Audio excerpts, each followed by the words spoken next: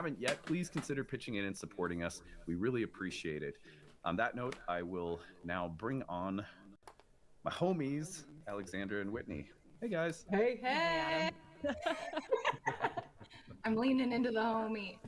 Yeah, my Wow. astrology homies.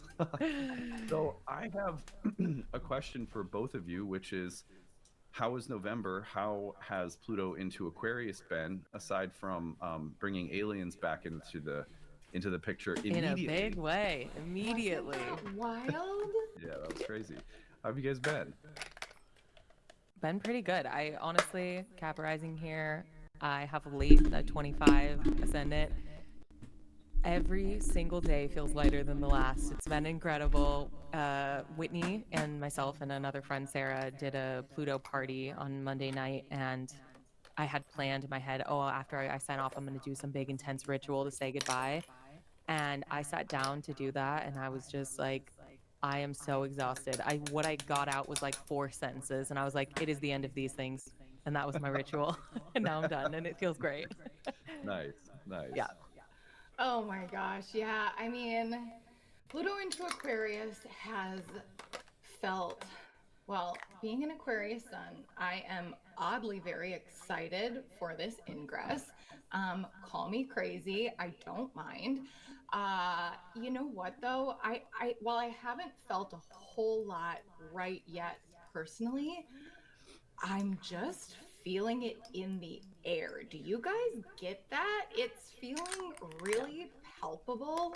Um, and honestly, I think also because this ingress happened across this Mercury Jupiter opposition, things have just felt a little overwhelming, like a little nuts. So, Hmm. not to Yeah. mention, okay, aliens in the media. Oh, and now talks about, Associated Press is twittering about the possibilities of a third world war. So I don't know. Here we go. Buckle up, folks. Yeah. Oh my gosh, yeah, I did a couple of talks on Pluto in Aquarius, one on my YouTube channel, and then a webinar that I had planned. And the title of the webinar was AI, Aliens, and New World Orders. And I gave it like 3 days after, or 4 days after the hearings with the Pentagon officials were taking place, and I was like, wow. I mean, couldn't time it better. And it ended up being one of my more popularly attended webinars. And I was just like, well, I mean, I planned it for the week of the ingress on purpose, right? But I wasn't anticipating it would be so, like, you couldn't have timed out the appearance of this topic so perfectly. And that really seemed to generate a lot of buzz for the webinar, which was pretty cool. I feel like the the thing that can be a little I don't know, it can be a little deflating, is that people think to themselves, Pluto shifted signs and houses, I haven't noticed anything, like that does Yeah. happen. And obviously one of the reasons that happens is because it is a 20-year transit through a house, and if it's not contacting a planet right away, you really have to you got to give it a minute, because some of the themes, some of the topics being activated by virtue of being in a new house will just take a few weeks or months to kind of show themselves, or even for us to start feeling something a little different. And sometimes it's right away. I mean, I've already heard lots of stories from people just right away, noticeable things shifting. So, but yeah, it definitely was the news of November. So I was curious to hear, just how it landed with both of you. It also started, dipping in and out in spring 2023. So if you trace back a little bit and think about that, you might find some more overlap in your life in the ways that it's been coming up for you. But I agree, Adam. I like your general philosophy that you teach in all your classes and on your channel of outer planet transits. I mean, really, not everyone feels outer planets keenly unless it's making a close degree based, particularly a conjunction, but any other aspect as well to something natally for you. You may not feel it as anything other than a mood shift, or maybe even Hmm. a mood shift in the collective. But Yeah. I mean, for me, like I think about this because I have the south node at about 2 degrees of Aquarius.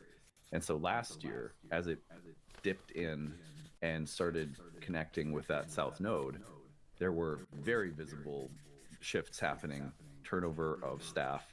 We brought in um, 3 new people, including the 2 of you and Dana for horoscopes. Like there was just a bunch of shifts. We started designing the need-based astrology service.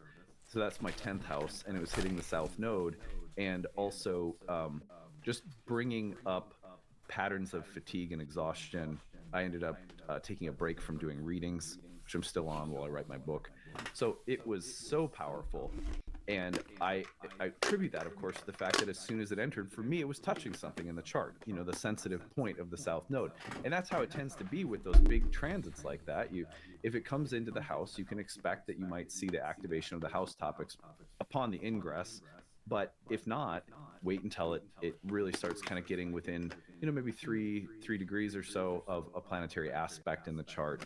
And then all of a sudden, you'll see that things have been in motion, but now they're sort of really showing themselves to you, you know? Yeah, to that point, I think most commonly when someone says, hey, can you check out what was going on when this big life event happened? It's almost never just one contact. There is a keystone contact, but there's usually 3 or 4 close contacts. There's perfection years. There's all kinds of other stuff going that's overlapping. Like Pluto dipped into my 2nd house in Aquarius in February 2023 or March 2023. I didn't notice things right away. I was definitely more concerned with like budgeting, but there was an eclipse that happened directly on my MC and Pluto, and I got laid off from my corporate job right when that happened. So it was like there were multiple contacts that kind of activated this major career shift for me that's clearly been happening over the past 2 years. But it didn't just happen right away when Pluto scrolled on in. Right. Right. And, you know, if we're not feeling it quite yet, I think we're going to feel it a little bit this month when Venus there conjoins Pluto. Yeah, and that's another great point, Whitney, is that, you know, once you get some other planets starting to work with it too in the new sign, because we really haven't had like, I mean, we had the Pluto-Mars dynamic right before the shift, and that was palpable. Like I definitely, you know, felt some shifts around that one. My dad successfully had his knee replaced. Good. Yeah, and so every single one of you who sent me an email telling me I was a terrible son and astrologer for not warning him of his death in that surgery, you can all sit on it. But anyway, I'm not kidding. I got like 30 emails from people being like that I shared that, and then they were like, "You should have warned him. What kind of astrologer are you?" I'm like, the kind of astrologer who doesn't freak out. Come on, guys. Yeah. But mostly people were really supportive on the channel, but I was really shocked. I was like, well, and that's on me for sharing with people that my dad's had with surgery. Yeah. Wow. And there's a way we don't want to intervene totally with fate, right? So I think you took the right approach. I stand by my philosophy, which is that, you know, family members, if they want to know something astrologically or they want my advice about something, I'm happy to give it, but I don't give unsolicited astrological advice. I just don't. That's my philosophy. Apparently, there was a subsection of people who really felt like, you know, I was going to be the cause of him dying. Like literally got emails, like 30 of them like that. So I was really like, you know, it's hello, welcome everyone. I think everyone that comes here is in search, like I am, of truth and understanding. In pursuit of both and more besides. Got another fantastic guest in the waiting room, ready for an interview. I don't know, man. I might watch this another time. At the heart of buddy. The world's largest investment corporation, let's say, handling oh wow, he's an investor. $1 billion Edward Dowd portfolio. So it should be an all-round fascinating conversation because in the last few years he has involved himself in so much more. Before we get started, let me please invite you to check out my patreon.com site, upon which everything depends, quite frankly. Go there, sign up, part with a little bit of cash, the equivalent of the price of a cup of coffee every month. So much attention to what you've had to say. You know, these institutions have been corrupted, and there's just a revolving door between government and industry, and that's why we are in the state we're in now. People are, the doctor, you present with cancer, great, but Natalie and Clayton Morris's heads in. It's about freedom and leaving me alone, and it an intense part of the Mars-Pluto transit itself. Like, Right. as We'll watch that another Mars- time, brother. Yeah, I hope that's yeah. okay. As Mars Pluto was coming bookmarked on, those it. emails came in, and I was like, Oh my gosh. God. That's why I Hot think it's so shot. funny that Oh, people are yeah. like, oh, that Interesting. transit means this bad thing's going to happen. Well, a surgery is bad. Isn't a surgery bad enough? Isn't having Yes. a surgery a Exactly. Mars Pluto event? And to be honest with you, like, he had Pluto on his ascendant in Capricorn, which rules the knees, you know, opposite Mars, and Mars is the god of surgery, right? So, and you know, Mars in its fall, like, okay, yeah, you could get concerned, but when that date is somehow naturally selected and the surgeons are confident that there's some risks involved with the surgery like that, but like, they're very confident it's going to go well. I feel very confident that that's a fitting placement for a surgery on your knee too, you know. So I don't mess with things that are just happening naturally. Another thing that was really interesting though was around the Mars Pluto opposition there. So just to reflect back on those emails, um, there was a palpable way in which I felt a sense of release and relief of anxiety and fear as the opposition came through myself. You know, as astrologers, it's easy to build up certain transits as like really, oh, it's going to hit so hard. There were some things I dealt with that were definitely like tumultuous, but as it was coming through and I was like, oh, okay, this is it. There was a way in which even I was releasing fear and anxiety. So I can actually sympathize with people who, you know, get really spun out by transits. But that's a great one to learn from because, you know, it turns out while some things came up that were difficult, like a lot of what came up was fear and anxiety. So Yeah. Such an important lesson because I feel like we can all, with how entrenched we become in the astrology, we can all get caught up in the astro anxiety. yeah, Oh, hi, Hilda. there's Hilda. She's Someone is joined us. home downstairs, so she is like all ears because Mama's home. I'm gonna go open the door because otherwise she'll start whining at the door. Sure thing. Talk amongst yourselves. Thanks for being here, I all think you. this is Appreciate that, why, man. you know, I just never do my Appreciate you. personal astrology, and I think that's the best strategy. Appreciate I love hanging that out about while you we lift because weights. it makes me feel so normal for not wanting to read too much into my chart either. Of course, I look here and there, you know, when I saw that the Mercury Jupiter opposition here in the middle of November was right on top of my Mars. Mercury was like, Yeah. oh, so that makes sense as to why everything is go go go go go Yeah. in my professional life. Well, on that note, shall I share a few of the stories that we have Yes. from last month from all of you? Yes, we want to hear from you. All of our subscribers have such good stories. All of you guys out there. This is someone with Mars opposite Pluto who ended up fracturing a bone in their foot in 2 places. And as a very active person, this was a pretty devastating mad event, lad. even though the injury is not super serious. It'll heal pretty easily. Like, Take it and I easy, just man. feel like You should there's a eat. great example. Mars, Pluto, we worry about accidents, we worry about injuries, we worry about physical harm or illness as a manifestation. And what was more frustrating about this for this individual, I won't share the story because it's kind of long, it's just that they can't walk, weight train, drive for a minute. They got to take a break from those things. And that limited mobility is the frustrating part more so than the accident was devastating, if that makes sense. Oh, That's sure. Great And manifestation of Mars. when Pluto. physical activity is like your outlet, then yeah, that can be challenging and cause that anxiety in a whole other way, right? Yes. Yeah. It's funny because I mean that it goes back to that thing about, well, the interesting thing about mobility is like, so I called my dad after the surgery. I said, how'd it go? And he was like, great, you know, and he was like, it's starting to dawn on me though that I have a long road back to walking again because, you know, it's a new knee. You gotta like kind of wear it in and like, you know, get used to it. And it's like almost like physical therapy kind of a process. And he was like, I just didn't realize how frustrating it was going to be immobile. So isn't that interesting that we have actually 2 different stories that mirror that thing that was like, was it devastating? No, but did it frustrate you because you couldn't move forward, right? You couldn't be mobile? Yes.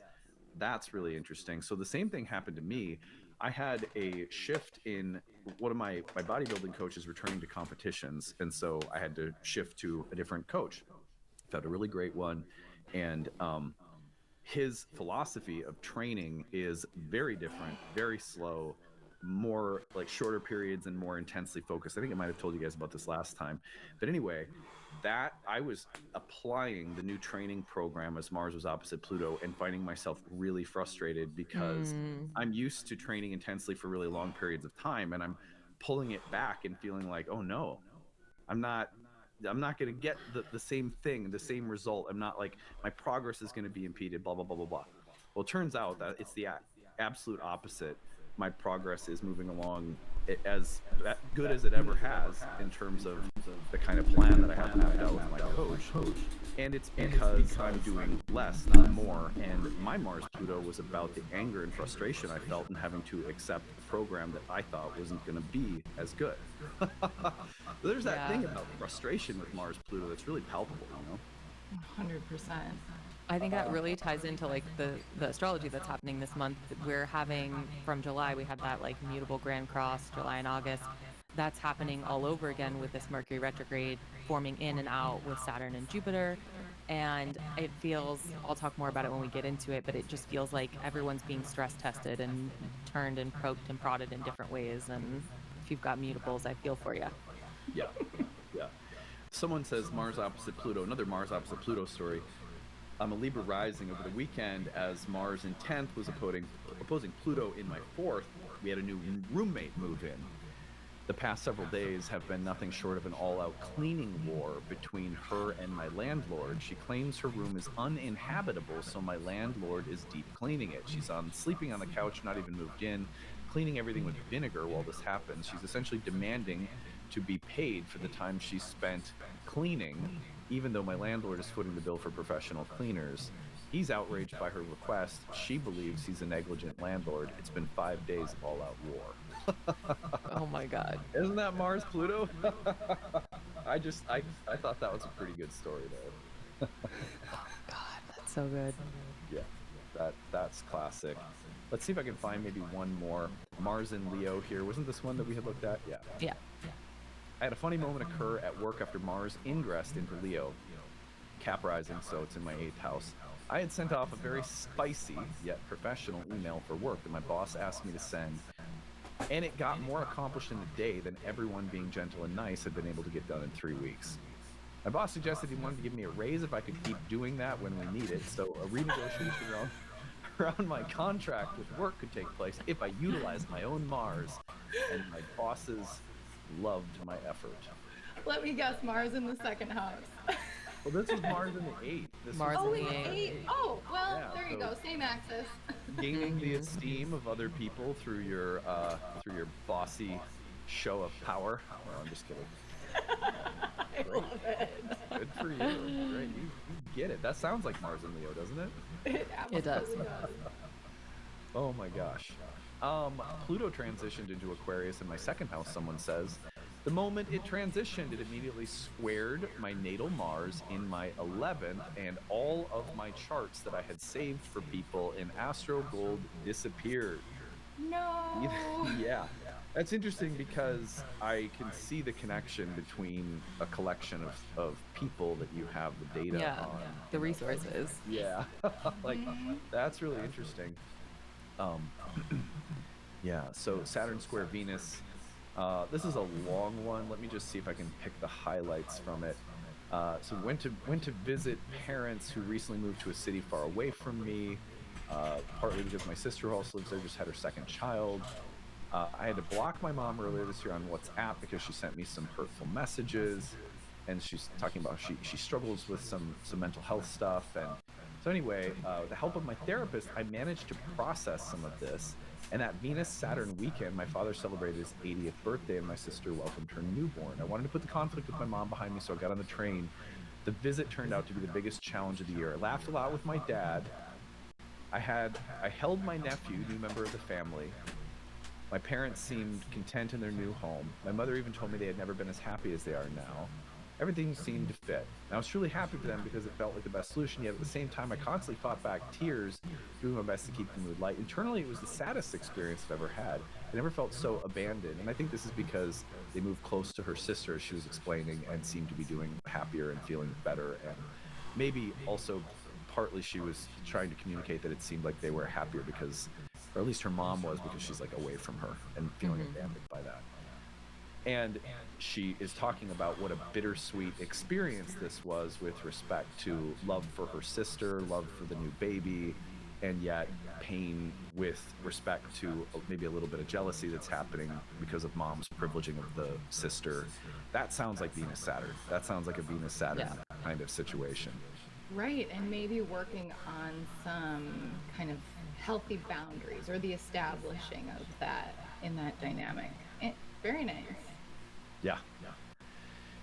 Yeah. I love this one. Sun in Scorpio opposite Uranus and Taurus. Out of the blue, I decided to enroll in your astrology program.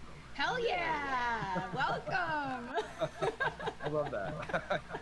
It's like let's do something totally Uranian and start studying astrology. I mean, there are so many Uranus transits that correspond with people studying astrology. It's amazing. You mentioned that with Pluto into Aquarius in your Pluto into Aquarius talk, and I can't tell you how excited I got about the idea of astrology becoming the new yoga, right? Or like what yoga did 20 years ago or thereabouts for astrology. I'm like, oh, we're trendsetters, guys. Look at us. Yeah, I mean, like really, like if you think about the one of the major developmental periods of yoga going mainstream was when Pluto was in Sagittarius, and if you think about the appropriateness of yoga and its history and its philosophy and its physical nature, and then you consider that astrology really does match some of the descriptions and sort of vibes of Aquarius, I think it's safe to say that the Pluto and Aquarius era could very well be a very positive one for astrology becoming an alternative, spiritual, holistic health modality that's more broadly accepted, like yoga became.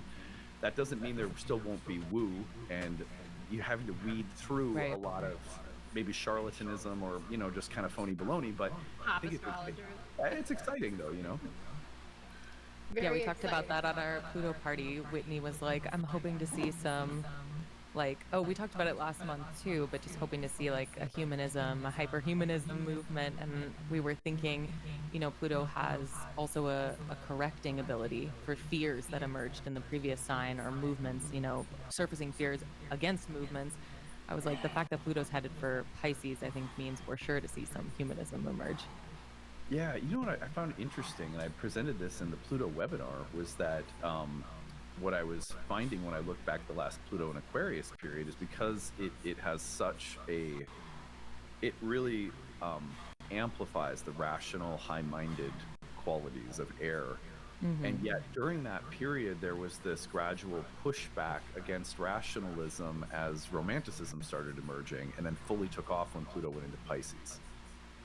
So I was like, oh, isn't that fascinating that, you can think of a period like Pluto and Aquarius as amplifying rational things. You can also expect that when those things are amplified, you're going to get this subtle pushback into something more feminine, imaginative, romantic, emotional.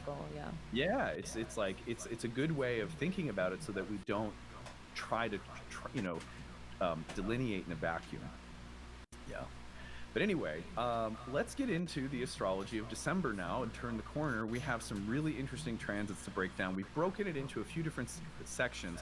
We're going to look at the opening of the month. There's our slick title. And then... Very specific. I did my best. It is accurate. And then we're going to go to a period that we are calling Venus, hot and cold. Yeah. And then we're going to go into the full moon period, which is another little chunk of the month. We'll give you all the dates of the transits around these times too. And then we'll go to the month's end, where there's a few transits at the very end of the month we'll be looking at. So on that note, let's start at the beginning of December with the new moon. The month begins with a new moon in the sign of Sagittarius. I'm going to do my best to highlight these things here on the screen. The banner's blocking it a little bit, so why don't I take this out? You can see it right there. There's the new moon at about 9 degrees of Sagittarius. This is early Sunday morning, December 1st, so you might be feeling it kind of like Saturday night into Sunday. But for certain though, on Sunday, we're in the new moon's domain. So Saturday into Sunday, December 1st, the new moon in Sagittarius. This sets up a number of transits that come right around the exact same time. So we're going to be breaking down a bunch of them between the 1st and the 5th of the month. But let's start here. And I'd just love to hear from you guys first. What are you thinking about this new moon in Sagittarius? What else in the sky is going on that you think is a part of the new moon signature or worth bringing into it? Let's start there. You know what? I feel like this new moon is really optimistic. It's Sagittarius, right? Like, we are trying to bound forward. Now, are we able to bound forward? I don't know about that because we've got a lot of mutability going on with this entire month, right?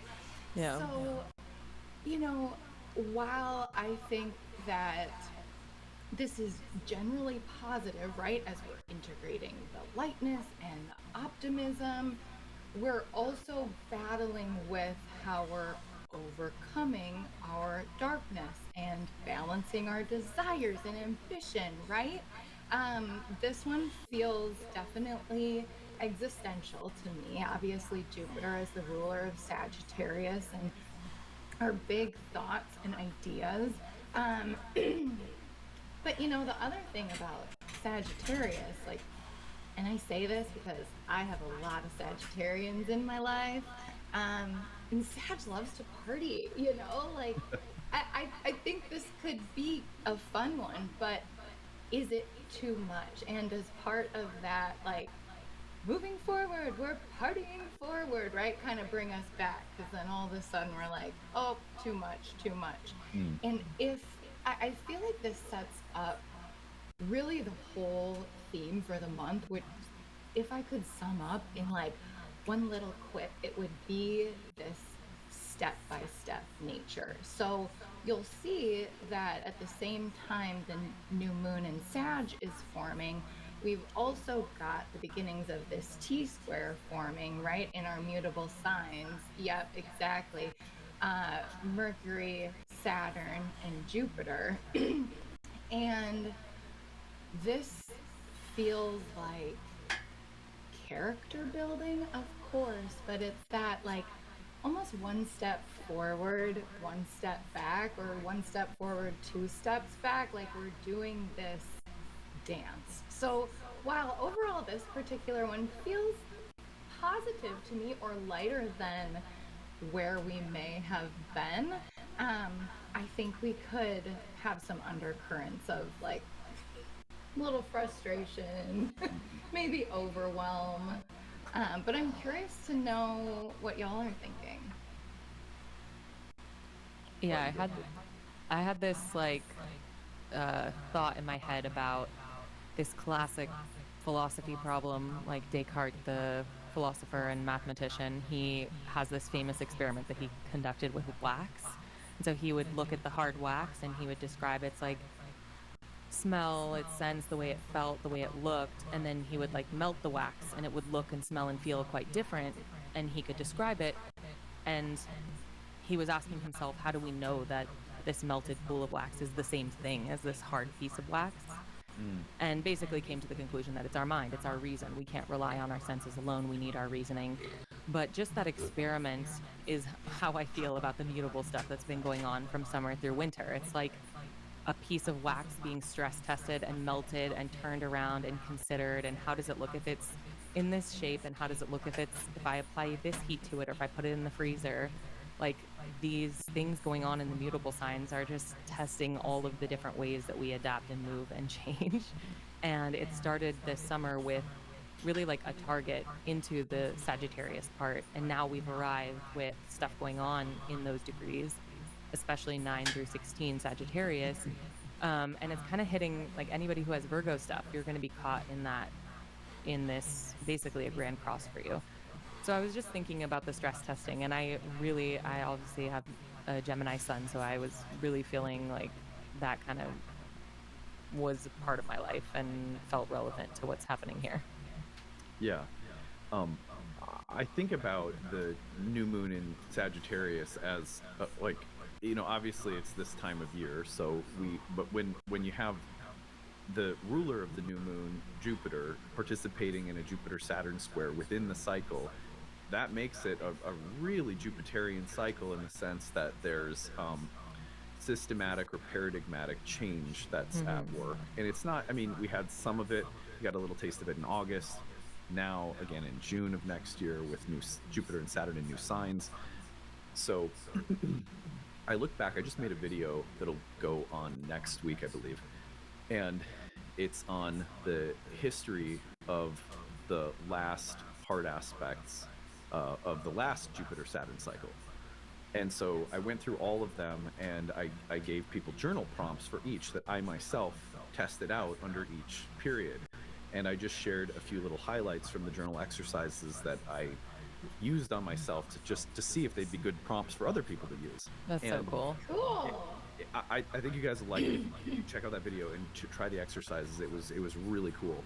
Of course, you have to have a little bit of a memory. Like, not everyone has a great memory. Totally fine. But the ways, the things that are, like, I looked at one of the Jupiter Saturn dynamics that was, I became a parent, right? And that period of time started gradually shifting my understanding of life, perceptions, attitudes, beliefs, and that gradually led, by the end of the era of the Jupiter Saturn square, into closing our yoga studio, moving our work online so we could be more present with our family and with the early part of parenting and all that kind of stuff. And I just look at that, and I look at everything that was happening at the same time was shifting. I was at that point, that was 2015, my daughter was born. That same year, I was in the process of shifting my practice to Hellenistic. So, I mean, a philosophical change was very overt in one area of my life, and then in this other area, these experiences of parenting were broadly changing the paradigm as well. And I could track them out by houses, but even just looking at the two of them together was impressive. So the first thing that comes to my mind with a new moon in Sag, given everything we're talking about, this big T-square, I love the idea of, kind of stress testing, and I love the idea of kind of an incremental back and forth and a character building experience for sure. I like all of that. And I also think to myself, we're in the midst of a kind of shift of paradigm. An overt example of that is like, the new elected president filling out his cabinet. Like, that's a very mundane example that would be the case whoever was coming in right now, I would assume, 100%. Right? But that's the kind of thing where it's like a reorganization of systems, structures. Well, for most of us on the personal level, those things can be very subtle to track. But when you have a Mercury retrograde and in a new moon cycle that's pretty close to that Mercury retrograde, and the Mercury's getting in on it, this is a month where I feel like some of the changes could come up in like big bursts of enthusiasm, big ideas, big conversations, big debates, big dramatic clashes, hopefully not at the holiday table, so to speak, but like I could see this being a kind of contentious moon cycle because Jupiter and Sag are so fiery and charismatic, and yet we're in the process of change, and got Mercury and Jupiter in this very interesting dance with each other this month. Yeah, that kind of, one of the sort of like cultural references that was coming up for me as I was thinking about this was like in The Great Gatsby.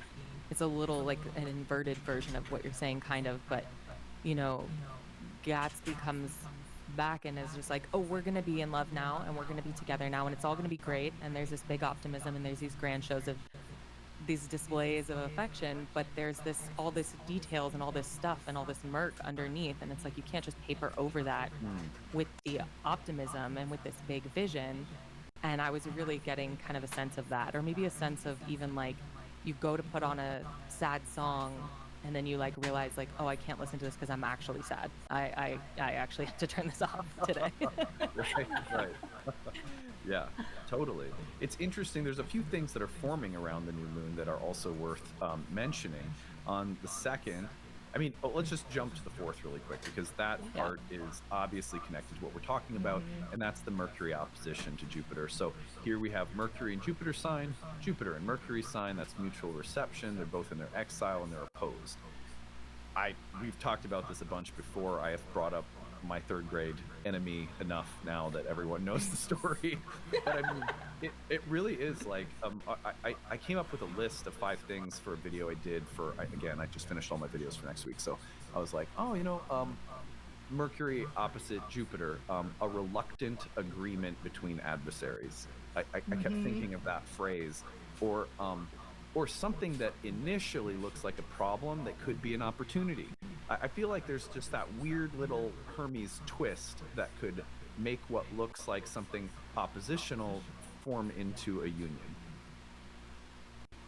Right, like in the end, it's bound to be constructive, but I feel like I am experiencing some of this at work right now, just in my regular corporate job, right? Like, you kind of have to work with people you might not be totally aligned with all the time, right? And so, how do you make that work? There can be some of that frustration there, and this to me, with both Mercury and Jupiter retrograde, it feels like that mansplaining email that you get from a coworker that is just like, dude, I already, I think I already said that. What are you? Yeah. Yeah. Totally. Have you guys seen the movie The Room? You know what that is? Yeah, with the Tommy Wiseau. girl and, Yeah, so it's like an iconic cult classic movie, and it's iconic for being so bad. Like Tommy Wiseau, the director and creator, loved it so much and was so passionately devoted to it. But the movie is really cringy, but it became really popular because of that. And there was even a documentary recently about his like really intense ambition and singular vision that kind of broke the movie, but then also made it. And I kind of like just couldn't get Tommy Wiseau out of my head for that either. Oh wait, that is that the one that came out just like was it a long time ago, or is The it Disaster Artist? The Room came out a long time ago, and it's been a cult classic. 2003. The Disaster Artist came out quite recently. Okay, no, I'm thinking of a different one. I was thinking of the one where the girl and the boy and her mom were like abducted. No, and kept. good God, no! I would not bring that movie. Broke me, yeah. Yeah, okay, because I was like, I thought that's what you're talking about. I was like, where? No, I'm talking about this like very corny cult classic. Like it's played at midnight in our indie movie theaters. It's like that kind of movie, and it has a true cult, incredible following. But it's like a really bad movie, so that's kind of what was bringing it up for me. That's great. That's great. So we have this interesting Mercury opposite Jupiter moment, which again really is in some ways like spurring on the idea of philosophical or systematic or organizational shifts or changes. This Mercury encounter with Jupiter is happening as Jupiter is applying into the square with Saturn, and it happens again in direct motion later in the month. I mean, we get Mercury direct around the 15th, and then I can't remember at what point after that Mercury does come back though, and it does it again. I'll just go forward a little bit. So Mercury's direct, and then we get the opposition here. It's on the 20s, that 24th, 27th. It's somewhere right by Christmas. 26th. So it's between the 26th and the 27th it comes back again. So you could also kind of bookmark that as another day in the cycle where the exact same dynamic is back for the third and final time. But yeah, let's go back here. We're on the 4th. On the same day, the Sun is squaring Saturn, and that, to me, that's interesting because I look at the fact, and I looked at this with Mercury's overcoming of Saturn in the superior square when it was in direct motion. Anything that I've observed since Saturn has been in Pisces that has gone through Sagittarius and hit the superior square to Saturn, and I have a few really good personal anecdotes about this. I won't go into all of them, but there is a way in which Saturn presents the typical Saturn stuff. It's a little heavy, it's a little weighty, it's maybe really sensitive and kind of melancholic. And the Sagittarian planet in the superior position finds this way of working around with optimism, or kind of an open-mindedness, or that buoyancy that is so common for Sag, and it finds a way of kind of working around what initially appears as a prohibition. So I actually like this Sun-Saturn square in the midst of the Mercury-Jupiter opposition. I feel like they both present as a problem that's here to be overcome somehow.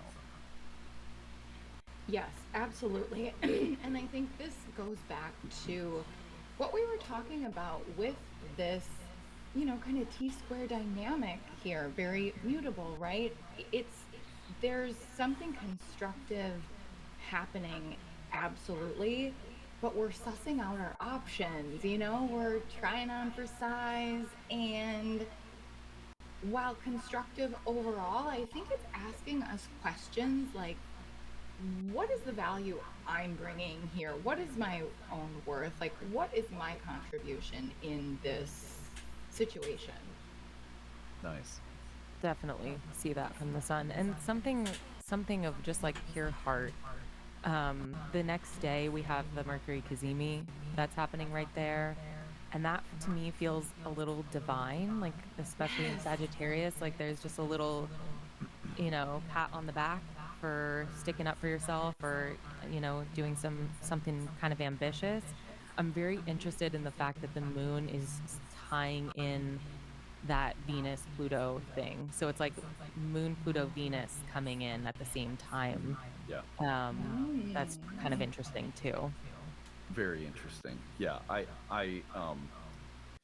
one of the things that I like about this combination is that, again, with the sun overcoming Saturn and then opposing Jupiter, its host, but with this interesting form of mutual reception happening again, I feel like this is okay. This is a sticking point, or when someone gives you a feedback and you're on a roll and you're really excited. Like one of the things that I learned very quickly when I was in graduate school for creative writing was not to bring anything into workshop that I was on a roll with, because it's important that you stay in a role. Yeah. And you get some feedback or criticism and it can knock you right off your creative horse. And so I was very careful about that.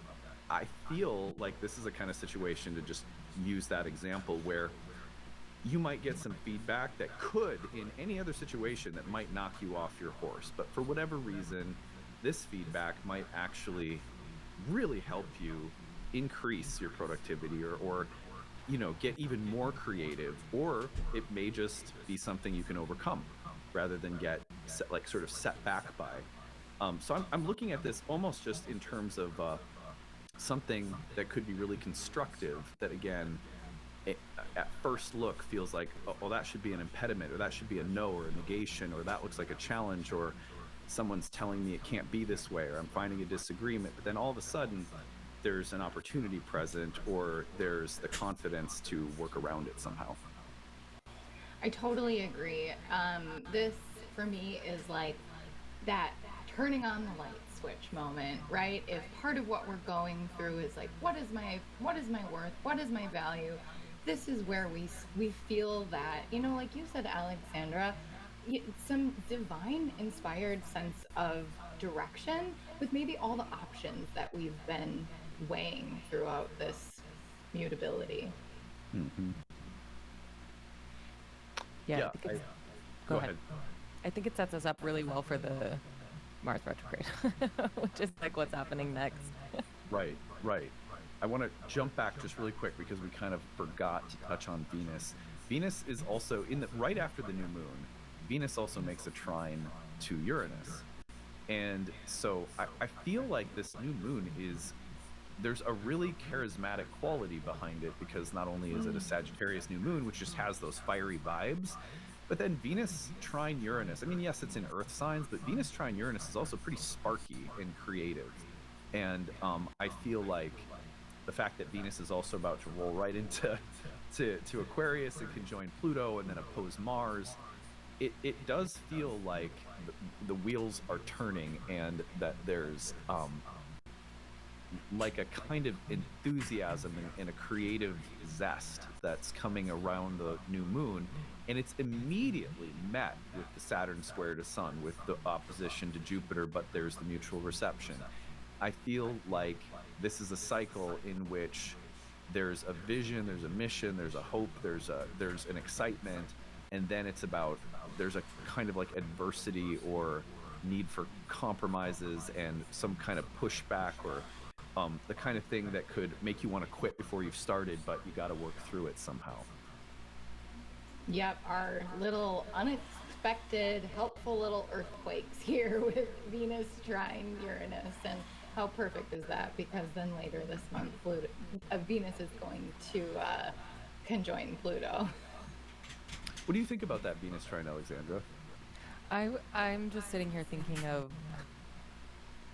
like Sherlock Holmes and Dr. Watson in like BBC Sherlock, like with just two people who have completely different approaches to a problem, but who are maybe like working towards the same thing in very different ways. I think the Venus trine, I like this. I agree with you. You know, normally Venus Pluto can be a little spooky, but I think it's got this sort of, I think the word you said was sparky, and that's a really good one, but it's got an initiative to it that I think, again, combined with that Mercury cazimi, it feels like there's maybe even some connection to spirituality or like divineness that people can find there, some advice from somewhere else. Yeah. I think that the other thing that Venus and Taurus, Capricorn and Taurus might do together on the side of the earthiness is to come up with, you think of Uranus and Taurus as being innovative but pleasurable, and Venus in Capricorn as being pleasurable but productive, or something like that. So, you're going to put them together and you get this kind of something that has some utility, some worth, some value, and there's a spark of pleasure, sensuality, and an emphasis on enjoyment, or something like that. And those two planets coming together, like right under the new moon, has to be a part of whatever it is that Sag is getting so excited about, I would think. 100%. I think Alexandra said it right with the word initiative. Like, this is initiatory, and is this how we initiate more beauty, more peace, more security, more stability, right? Mm-hmm. Yeah, I love that. Yeah, that's and does that do those desires need or require some kind of revisions, rehaul of the system, rethinking? Is it like the mutable T-square is sort of saying, okay, that's great, but we're going to have to iron out some details or look at contrasting visions of how this happens, or something like that. I love that you brought in your corporate life, because a lot of this month is giving like corporate word salad, like strategic realignments and like let me synergy. circle back. Like, yeah, we need some good corporate word salad to describe this stuff. We'll put a pin in that. Oh yeah, exactly. Stop it. No more of that. I get enough from 9 to 5, guys. That's right. Well, we're going into a period that Alexandra has poetically titled Venus Hot and Cold. And it starts on the 6th with Mars turning retrograde in Leo. So you can see here we've got the S above Mars, which means Mars has stopped, and on this day will be turning retrograde. We have a bunch of other things happening between the 6th and the 12th over about a 6-day period. 3 out of the 4 involve Venus and Mars. So tell us I just want to hear like what led you to the hot and cold title, because it's actually really interesting, and I think everyone would like that. Yeah, I think first of all, we got Mars in Leo, and then we've got the Sun and Mercury in Sagittarius. So there's like a loose sign-based trine happening here with those fiery energies. And the Sun and Mars, it's hot, okay? We got Mercury retrograde coming back to like add some gossip or something warm into that mix there. And then Venus in this, Venus in Capricorn isn't necessarily cold, but she's chilly, and heading into Aquarius, conjoining Pluto. Then there's Moon Saturn in Pisces. So there's a sense to me of tension between what these planets are accomplishing. Also, of course, literally Mars is retrograde, Venus is direct, and they're going to be opposing one another. So there was a lot of that going on. The Venus-Pluto conjunction that happens the day after Mars stations retrograde. That's also got the Sun-Jupiter opposition direct, and it happens at 0 Aquarius, which is where we had the Great Conjunction. So I think it's interesting that Saturn and Jupiter are both heavily present in the signature of that moment. It's happening right at the degree of where that happened, December 21st, 2020. There's just... Was that Saturn, Pluto? Was that the Great No, that Conjunction, was or what Saturn, Jupiter at 0 Aquarius. Got it. Pluto was still in Capricorn at that point, but yeah, there's just there's also, you know, on the 12th when we get to the end of this period, which let's come back to that, but Moon Uranus conjunction with the Saturn Jupiter square coming back into degree. So yeah, that's what I was thinking there. Yeah, I like the idea that there is like a real contrast between Venus and Mars, and this kind of fiery energy that's present with the Sun and Mercury, and a Sun opposite Jupiter, which is, I mean, that dynamic is just big and solar no matter what. So we put it in with the Sun in a fire sign too, and you do have this kind of like, there's excessive heat, you know, and then on the other hand you have Venus, like, you know, walking naked in deep space or something.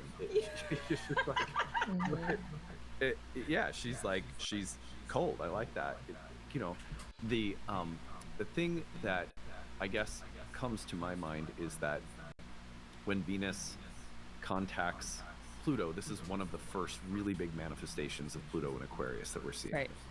And so here we have the potential for, well, I would just call like changes of mind, ideological changes, changes of culture or thought, or social kinds of changes. The transformation of Venus through Pluto is often one that has the power to purge relationships of toxic things, and there can be healing there. There can also be the death of some relationships, or a transformation of social circumstance overall with Venus and Pluto.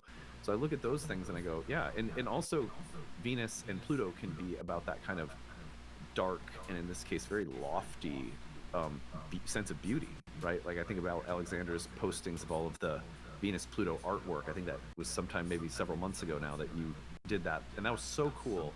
And I like, oh, I wonder what that looks like in Aquarius. What is Venus Pluto's subterranean beauty in the sign that's like so lofty? What does that look like? But whatever she's up to, it feels like, you know, very celestial, very lofty, beautiful, pristine, ideal, maybe a little abstract or rational.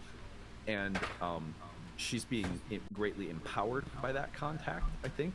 I think Pluto and Venus in conjunctions tend to really empower Venus, even if there's something Venusian that goes through the ringer. It's like she usually comes out of the conjunctions, in my experience, feeling like regenerated, and there's a primal like potency that's there with her, and she's coming right out of that into an opposition with Mars. So the Mars retrograde is the 6th, Venus conjoined Pluto is the 7th.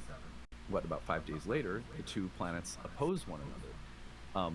That opposition, put it through here to the, let me just outline it for us as well. So here's the opposition that comes right afterward, happening on the 12th. To me, that's interesting because you could look at it as sort of Venus approaching a conflict with Mars, but Mars doesn't have the resources or the power to stand its ground or to fight the typical fight that it would fight. You may find a Mars that's much more receptive to something that Venus is asking it to consider. Drop your ego and consider what I have to say. You might find a retrograde Mars in Leo whose pride is not so great that it's unwilling to listen. You know, maybe this is a Mars that lays down its sword, that can compromise on behalf of a social collective kind of vision, even and not feel threatened on the level of ego. On the other hand, a retrograde Mars could show up as something totally intractable, right? That says, I don't care, like, you know, it's like, you're not gonna capture me with your nice visions of how everything should be. It's an affront to my power or my pride or my ego, you know, and I'm gonna be stubborn about it. I could see it going either way. But it is interesting with the retrograde how to read the kind of tension coming up. You know, the Venus-Mars tension is like the tango.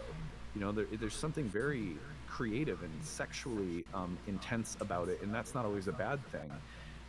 There can be very creative in that respect, even if there's a kind of tension. But it is all about how that tension is managed and whether or not, it becomes like a grudge match or not, or a power struggle. And I think there's the possibility that whatever Venus is getting charged up with from Pluto, that it carries over immediately into a confrontation of some kind. But then the question for me is, what kind of Mars are we dealing with here? Well, right. And Mars, the nature of Mars wants to move forward, right? And so you slow Mars down, and that's where some of that frustration comes back into play. And I could see Venus opposite Mars specifically manifesting in some jealousy. I mean, that's what feels like for me, or like maybe some punishing vibes. But I don't think it's all bad. I think exactly what you were saying with Venus conjoined Pluto, the regenerational, if that's a word, aspect, the regeneration of beauty. And when I think about this archetypally, I'm thinking about Beauty and the Beast. Like, that is Venus Pluto and Venus opposite Mars.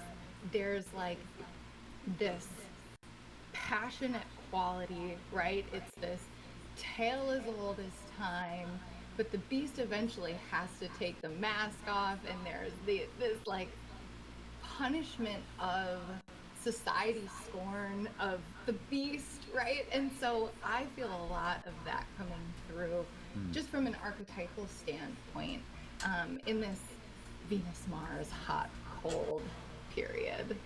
You were talking about what kind of beauty, what kind of art we might see out of Venus conjunct Pluto, and I can't help but feel it is more intellectual than anything, right? In Aquarius, like that, I don't know what that looks like. I'm sure, Alexandra, you'll have some more fabulous examples for us. But what do you think? Yeah, I'll have to think of some. I'll have to do a little post about that for sure. There's so many incredible artists with Venus Pluto, and it's so easy to look at that placement, even natally, and be spooked out.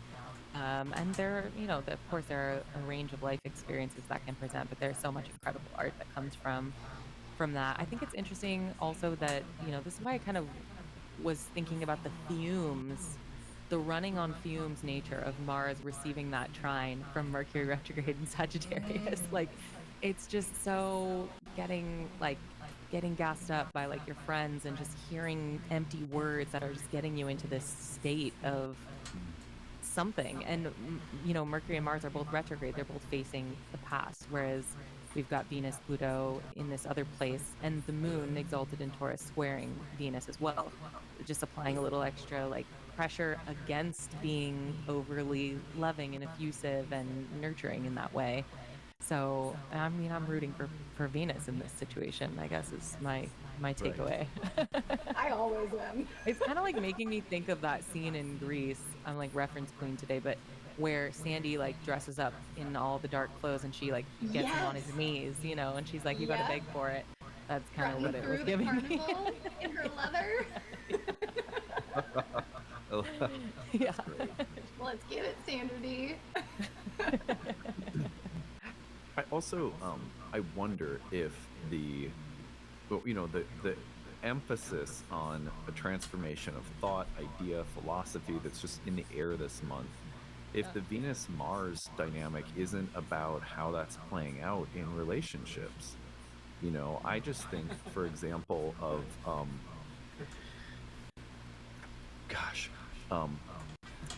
my daughter came home from school the other day, and she was absolutely perplexed by the fact that a classmate of hers has parents who each individually voted for different candidates for the election. Shared it with her at school. She really had a hard time understanding how people could be married but not vote for the same person. And I mean, this is like a Your great, Virgo rising daughter. yeah, my Virgo rising daughter, of course. And she was like, I don't understand it, like, and so, we just said, people can think different things and still love each other, and stuff like that, right? Uh, anyway, that aside, I'm imagining, like, that just came into my Yeah. head because I'm imagining if you were living with someone right now and you were in that exact situation, how there's a way in which I can imagine that there's an ongoing, I mean, I don't know, maybe some people just choose not to talk about it too. That could be a thing, right? But if they were people who talked about it, I'm imagining such a couple, and I'm sure there are many in our country who are like this, but I'm imagining that there could be quite a conversation this month, right?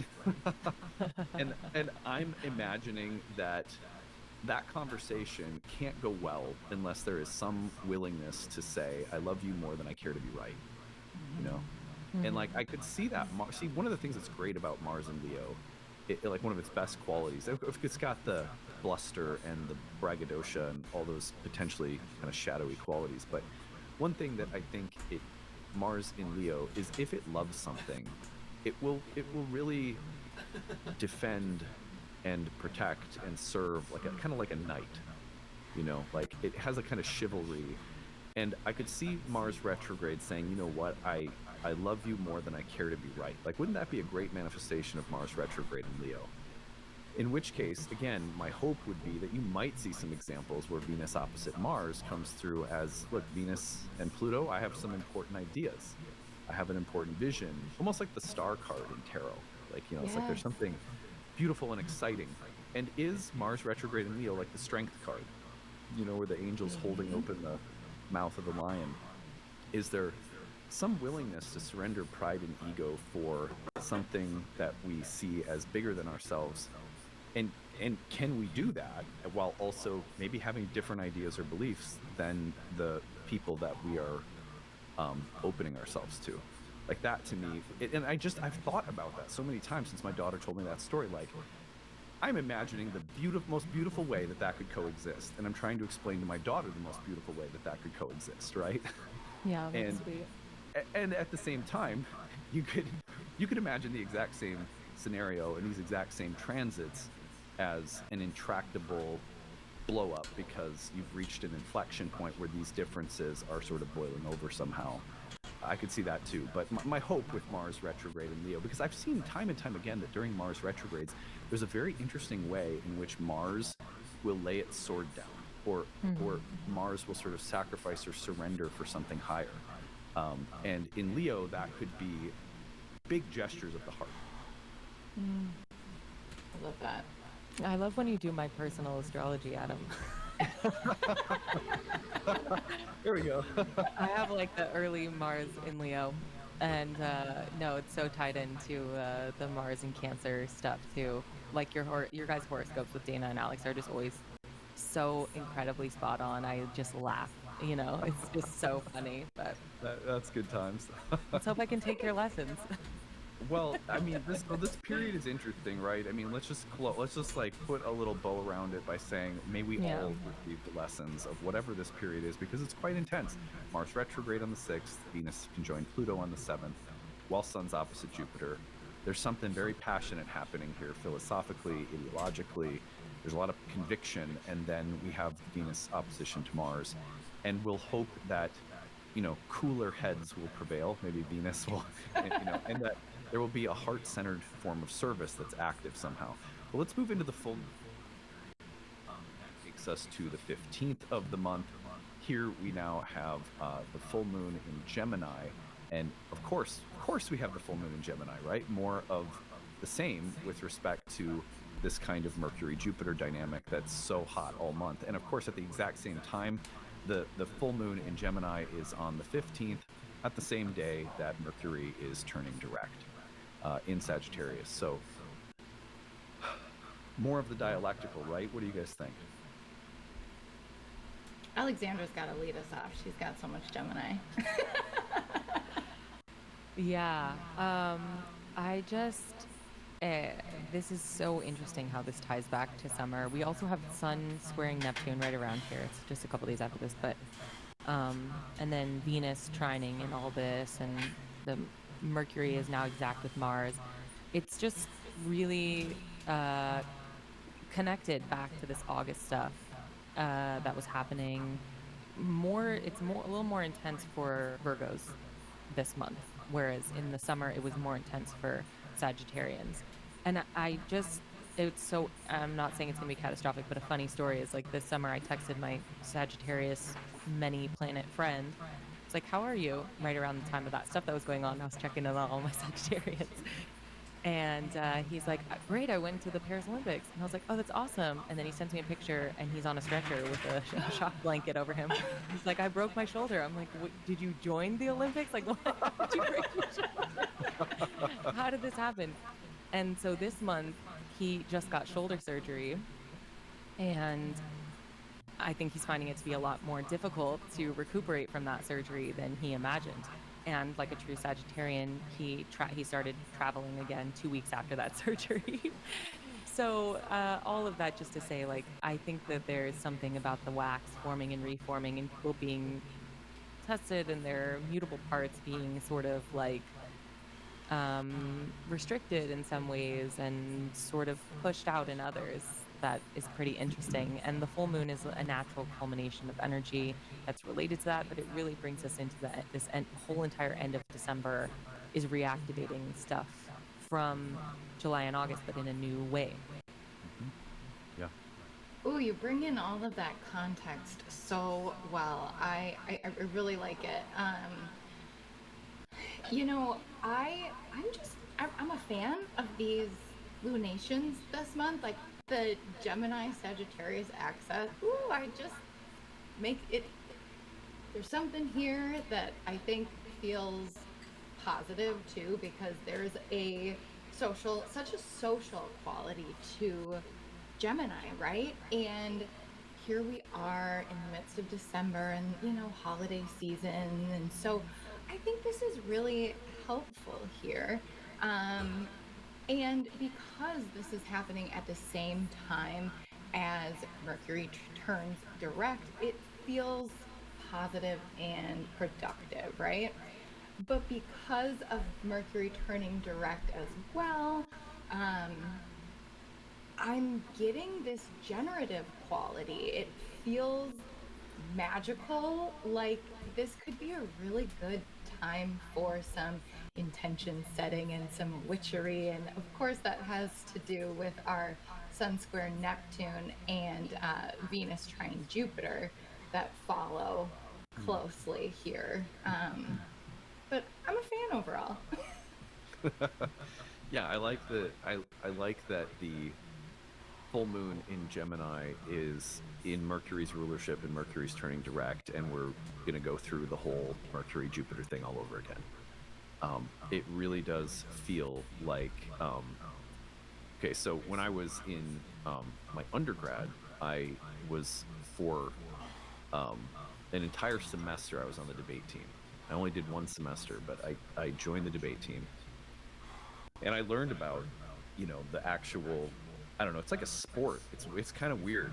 People think that people just sit in a room and debate, but there's actually like a team, and the way you practice is really interesting too, where you'll be given an issue and you'll be assigned which side of the issue you have to argue for.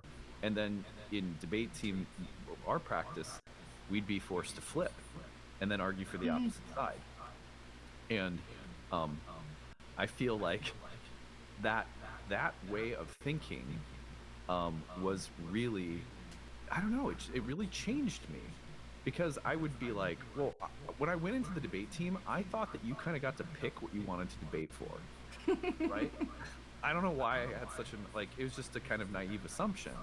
Oh no, you don't get to pick. You're learning how to debate. In a way, it's kind of like sophistry in ancient Greek. Yeah. In ancient Greece, it's like I felt so disingenuous arguing for things that I didn't really believe. Yeah.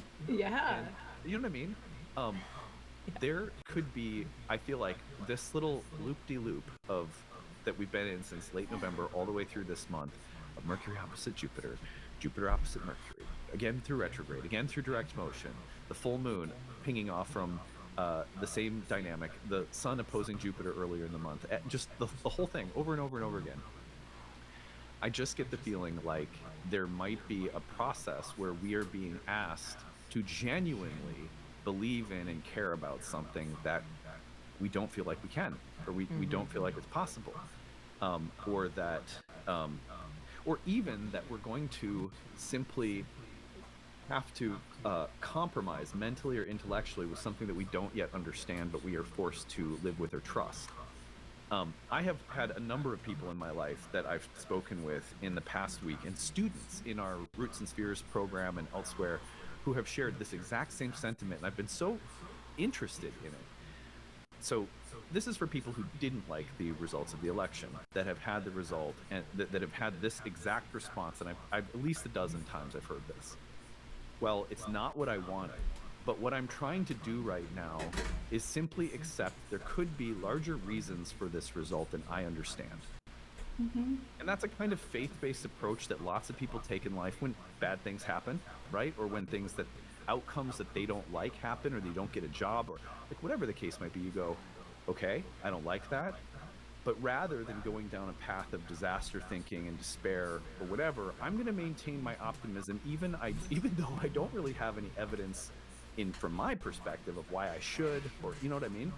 I'm so interested to hear so many people responding that way, which I find admirable, but that's because I just am a kind of faithful. I grew up a preacher's kid. I can't help myself. So, yeah, I mean, this is something, though, that strikes me as a real possibility during this time, because you got this full moon in Gemini, Mercury direct, the whole thing about to repeat itself, and the sun also squaring Neptune, which to me is that combination is often about faith. It's often about, what lifts me up, what is the tide that lifts, or the tide that lifts all boats, like what is the thing that I can ride in some way to a vision of hope in the midst of things that are difficult or trying, or that I'm mentally torn up about. And I see that with Sun square Neptune, and then Venus trine Jupiter, which also has a lot of hope in it, and there's a lot of kind of good energy with Venus trining Jupiter as well. And so I just wonder if we're not kind of the quintessential making some lemonade out of lemons in this little stretch. I totally feel that, and I love that we have the solar fortune on one side and the lunar fortune on the other of this dynamic. Like, it's really special. And in a you're talking kind of about debate in these two sides, but in the soul realm, SOLE singular, there's like something that Jupiter was going through Gemini trying to accomplish. There's like some agenda there, and it's stationed retrograde at 21 degrees Gemini on October 9th. And this moon, I think it's important that it's happening just outside the reach of that station. Like, Jupiter was pushing and trying to accomplish something, and then stationed to try to let's rethink some of that was going on. And it's like, here we're getting the details right. Like we talked about on our episode for August, the details are wrong, but it feels now with that mutual reception, and we've got the solar power on one side and the lunar power on the other, that we're seeing some echo, or we're seeing some optimism or some vision of that thing that's out of our reach that we're now going to plow right forward to when Jupiter stations direct. Yeah, I mean, I couldn't be more. Oh my God! Just everything you just said, it was like my own little personal reading. Yeah, that was so good. So let me just share this really quickly. So again, and I've talked about this a little bit, but in August, I've gone through in the past year a really a gradual learning process with respect to my training, and working with a few different coaches, and sort of slowly but surely finding a more appropriate match for who I am and the kind of philosophy that's right for me on that level. Which really is not just about training and results on the physical level, but it's also about sleep and eating and diet and the whole thing. So I switched coaches in August, and I totally had the right idea, right? But the details weren't right yet, and that was August. The whole shift in another coach, and then just as I'm starting to go, you know what, the details aren't quite right, I'm going back to competition, and this new coach comes in, and now I really feel like I have found a match in the details are getting ironed out. And interestingly, because something that I do quite regularly is I maybe like every 3 months I have my blood work done, because I want to see how I'm doing, you know, just how I'm doing across the board. I'm very like up on that. And I just with this new regiment did my numbers, and all of the numbers are exactly where I wanted them to be. And in August, with the new coach, the training was right, but the actual physiological details weren't exactly where I wanted them to be. Isn't that fascinating? Wow. Since it's precisely what you were just saying. That's so cool. Congrats, by the way. That's It's big. a lot. Well, you know, it's a lot because it's one thing that I really like, I feel very passionately about, and this is just my own little soapbox, but like every body is so different, and every body really needs to figure out